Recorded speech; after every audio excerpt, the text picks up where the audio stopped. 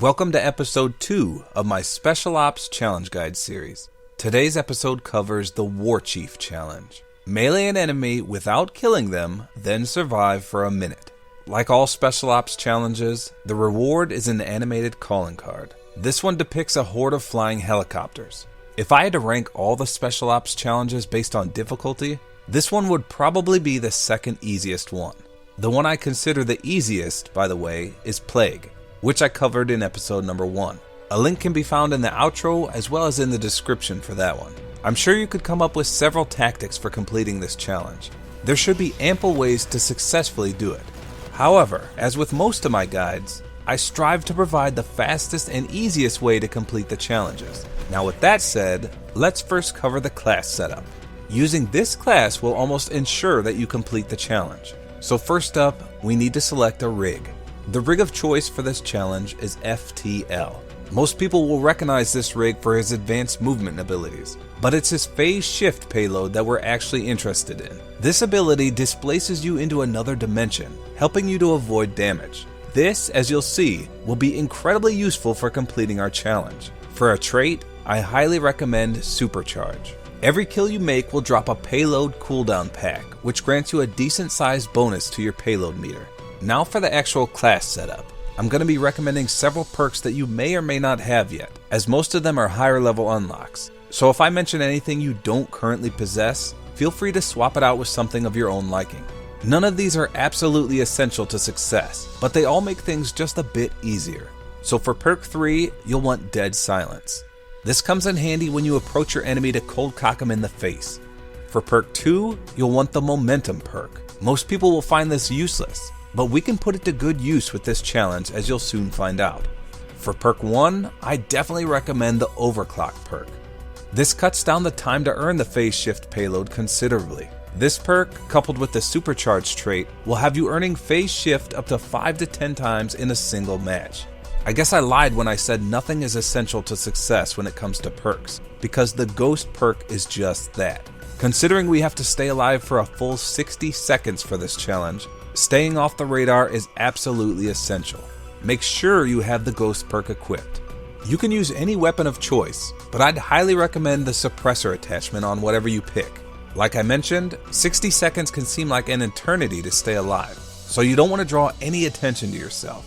If you have to use your weapon during that time frame, you'd better ensure it keeps you off the radar. Now here's where you have a few options. There's quite a few tactical items you could choose to help you in different ways. For example, the Nano Shot. If you use this item prior to a gunfight, you can essentially get a ballistic vest effect, since your health will regen nearly instantly. This could potentially be helpful if you bull charge someone to punch them and take damage. Another option could be the Dome Shield. You could use this item while you're hiding and waiting out that 60 seconds after you successfully punched your enemy. My favorite option though is the Blackout Grenade. You can use this to your advantage by stunning your enemy and then easily approaching them for the melee. If you take one tactical item, that'll leave you with 2 points left. Now I myself prefer a second attachment on my weapon, but you could also take a lethal item here. And if you go that route, I suggest C4 or the Trip Mine. You can place either of these to help cover your flank when you're waiting that 60 seconds after the punch. Now that we've got the ideal class, let's talk tactics. The challenge itself is very straightforward. Run up to an enemy, cold cock him in the face one time so that he doesn't die, and then tuck your wissy tail between your legs and retreat. Once to safety, camp your dick off for a full 60 seconds. Now of course, there's a few obstacles in our way. First of all, it's not easy to just waltz up to someone and sucker punch them. More importantly, it's definitely not easy to do that and get away without paying the price. Unless you find someone stationary, they sure as hell aren't gonna let you wiener punch them and walk away unscathed. But that's where phase shift comes into play. If you haven't used this payload yet, it's actually extremely potent. It basically transports you to another dimension.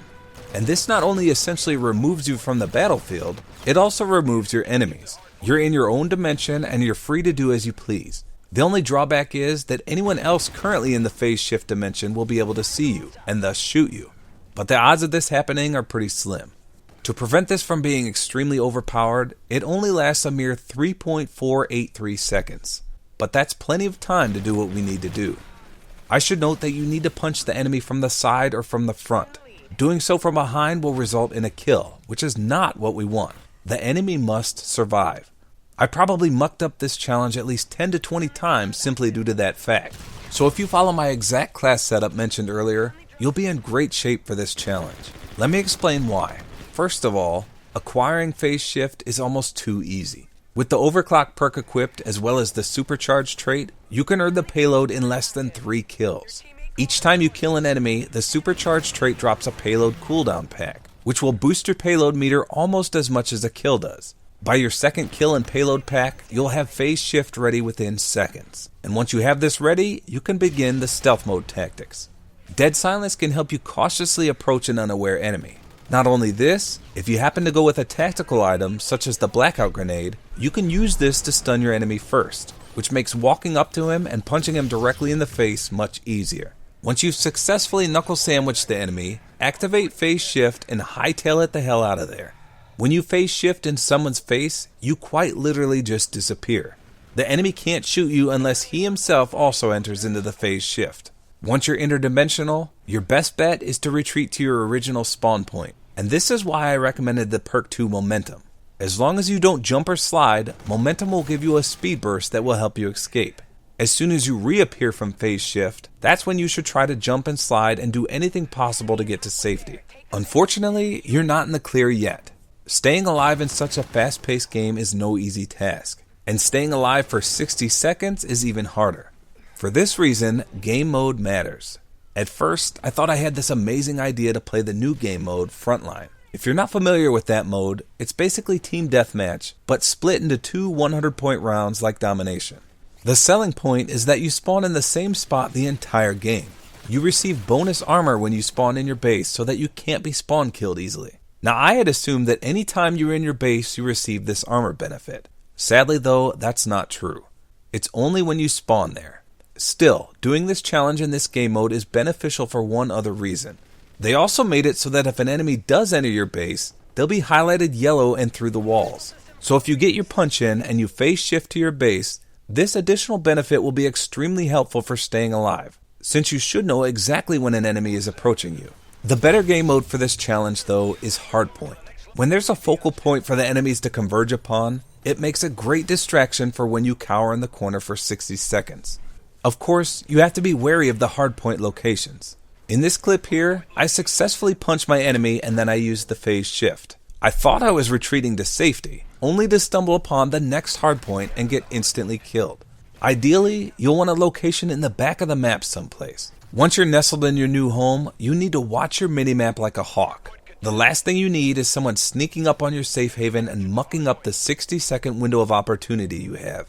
What you want to do is face one direction, but constantly monitor the minimap for your flank. If you see your teammates spawning in the direction you're currently facing, swap directions. Be aware at all times to ensure you stay alive. If you have the C4 or trip mine, place it on your flank to help cover you. If you're running the dome shield, you can pop it up towards the end of the 60 seconds if you want. If you've earned a UAV or a counter UAV, be sure to save these and call these in during the 60-second waiting period as well. As with all challenges in this game, the notification for completing it pops up for a mere 1.5 seconds, so be sure to keep an eye out for it. One thing I forgot to mention is the health bar. I thought the addition of this health bar in Infinite Warfare was great. Finally, you can see just how much health the enemy has left. But how practical is it in a game where the time to kill is extremely fast? Unfortunately, not very. Case in point, watch here as I just spawn and run directly into an enemy. I was going to attempt this challenge, but my punch actually killed him.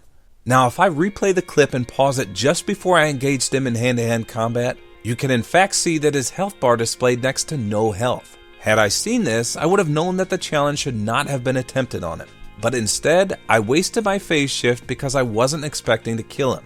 It all happened entirely too fast for me to even see his health bar, let alone register that it was low and adjust my tactics accordingly. Lastly, be wary of the time left in the match. Unfortunately for me, I made this mistake more than once. I would successfully melee my enemy and then phase shift to safety, only to see that there was less than 1 minute left in the round or the match. Be aware of your remaining time or all your efforts will be in vain. And that, as they say, is that. This War Chief challenge may seem intimidating at first, but it's not really too difficult if you use the right tactics. The hardest parts of the challenge are falcon punching someone and not having them drop dead from one hit, as well as finding an ideal place to pop a squat for the 60-second time frame. But with my game mode and class setup recommendations, you should have no issues 3-dimensionally cold cocking your enemy into oblivion.